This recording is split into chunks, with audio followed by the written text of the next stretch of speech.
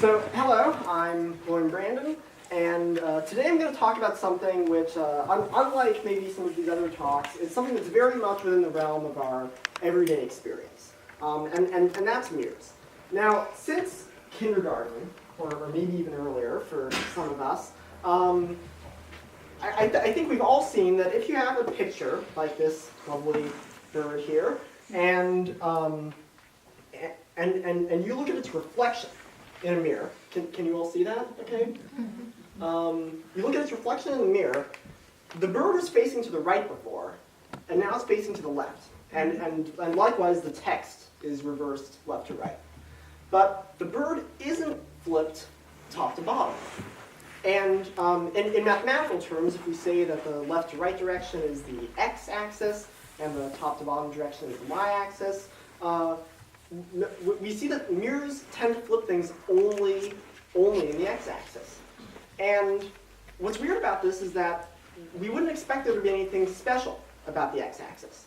So when someone first introduced me to this, I said, well, okay, that's probably something pretty simple. But the more I looked into it, the more I thought about it, the weirder and weirder it seemed.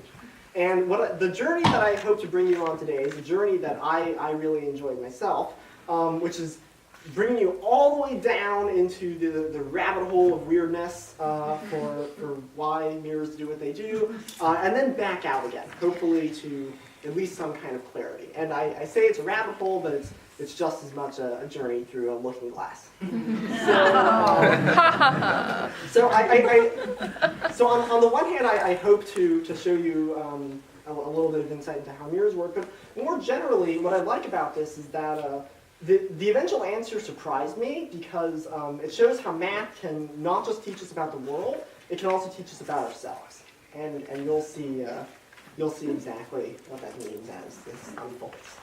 So when I was first introduced to this, my first thought was, well, our eyes are aligned left to right, and maybe that's what's special about the left to right direction. But that can't really be it, because if you close one eye, now there's no alignment, now it's just a point, and you can all close your eye, it still looks flipped, left to right. So it has nothing to do with our eyes, fine. Maybe it has something to do with gravity. Gravity, after all, is what creates sort of the notion of up and down, but not really, because if you were to, if you could call up an astronaut on the International Space Station, tell them to hold their flight manual up in front of a mirror there, they'll still tell you, Houston, it's flipped left to right, over, and so that has nothing to do with gravity either. And so maybe we've been thinking about this wrong. Maybe the mirror just has a top and a bottom. But you'll have to take my word for it that even if I turn the mirror 90 degrees, it would still just be a mirror, and it would still look like it's flipping things left to right. So the mirror doesn't have a direction. So at this point, I was starting to get a little bit intimidated and a little bit overwhelmed because I had sort of searched around to all the obvious places, and I hadn't found anything special about the x-axis. But clearly there's something special about it because that's how things flip. So when I encounter something that's weird or confusing, my first instinct is to look at it mathematically. And that's because the core principle that underlies all of math, and all of science as well, is that if something looks overwhelming and complicated, you can break it down and break it down and break it down into the tiniest pieces. And math lets you understand those pieces, and it lets you combine them again into the entire thing you're looking at. It lets you make complicated things simple by breaking them down. And when I thought to look at this mathematically and geometrically, I said, the x and y axes seem quite complicated. What if we set those aside for a minute? And remember, we live in a three-dimensional space. There's a third dimension, the z-axis, the forward to back direction. What does a mirror do to the z-axis? Maybe that'll help us understand things a bit better. And so I built something like this, not as fancy, but something like it. And what's special about this object is that it has a front and a back. It has a red ball and a blue ball, but it doesn't really have a left and a right and a top and a bottom. No matter how you turn it, it stays the same. And because of that, if we look at what a mirror does to this does to the reflection of this object, we can sort of isolate just what the mirror does to the z-axis. And maybe that can help us understand it a bit better. So when I looked at something like this in the mirror, and I hope you can all see this, I saw something where I went, oh, of course, I've known that all along. But I didn't really know that I knew it until I created something to really get at it. And what that is in reality, there's the red ball, then the blue ball. Then in the mirror, we see the blue ball, then the red ball. The front to back order has been flipped. And this makes sense, because when you're normally looking in a mirror, there's the back wall, and then your body, and then the mirror. And then in the mirror, you see your body, then the wall. And if the mirror didn't flip things front to back, you wouldn't be able to see yourself because there'd be a wall around. So mirrors do flip things front to back, and this matched my intuition. And I hope that upon thinking about it a bit, it matches yours. Second blooper, but it's really the first, so maybe we can still just call it a blooper count of one. So what we have at this point is actually our first rule. We've sort of found the first bite-sized piece, which is that when something reflects in a mirror, the new z position is the old z position just flipped, negated. And that's progress, but it's still not an answer. We still don't really understand left and right. So since isolating the z-axis turned out to be so useful, what if we isolated the x and y axes? Now, it's tempting to say that just a flat object like this isolates the x and y axes. It doesn't have depth. But really it does, because this has a front side and a back side, and they block each other. So to a two-dimensional creature, this wouldn't make any sense. They don't understand the concept of like a front and a back for a flat object.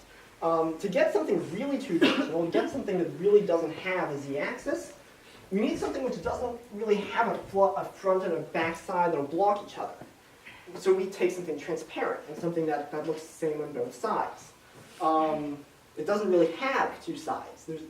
It only has one side, and so there's no order to flip. So that zero we just saw, that's not happening here. So this will show us just what the mirror does to x and y.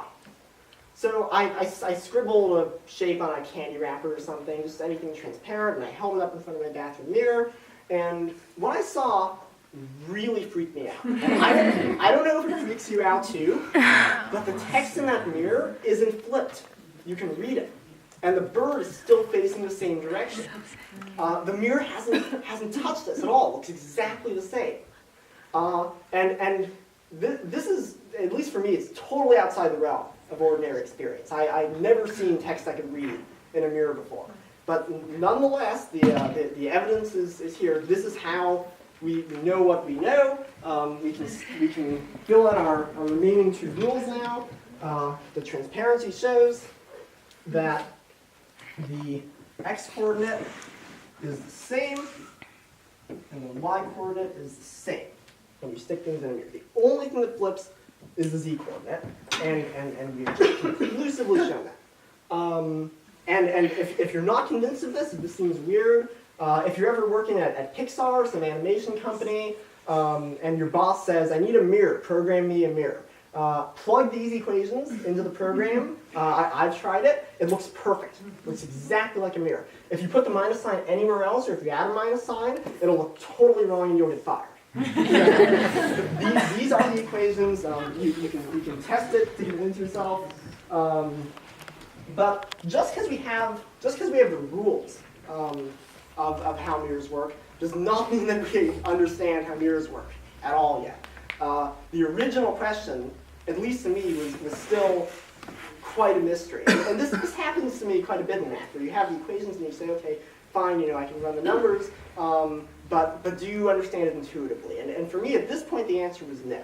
And what was weird about this, the sort of distillation of the mystery at this point, is that the transparent sheet doesn't flip, but the opaque sheet, which seems very similar, does flip.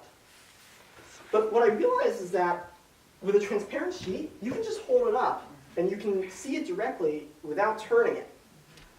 But with something opaque, if you hold it up to a mirror, you want to see the front side, but you can't see the front side because the mirror because it has depth that has two sides, and the mirror has flipped the z-axis. So all you can see is the back because it's been flipped to be in front.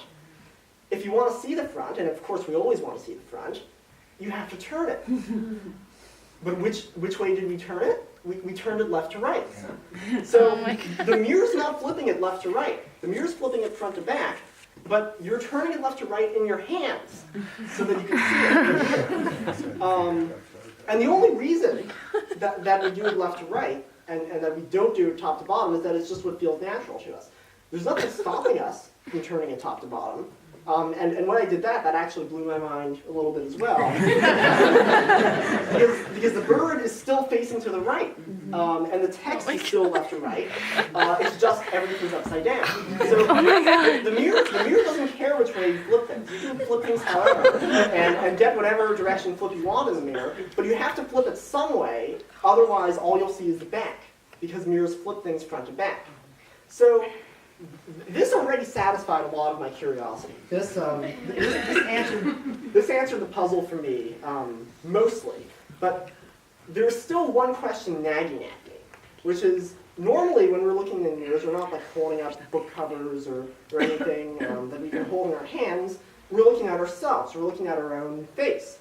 And if I hold up my hand, holding up, I have to take them out of the mirror, turn them around, look at the back of their head, and then in my imagination, look at if their hand is on the right side or the left side of their head. If you notice, there was a turn there. Exactly. And which way did we turn them? We turned them left to right. We didn't flip them head over heels.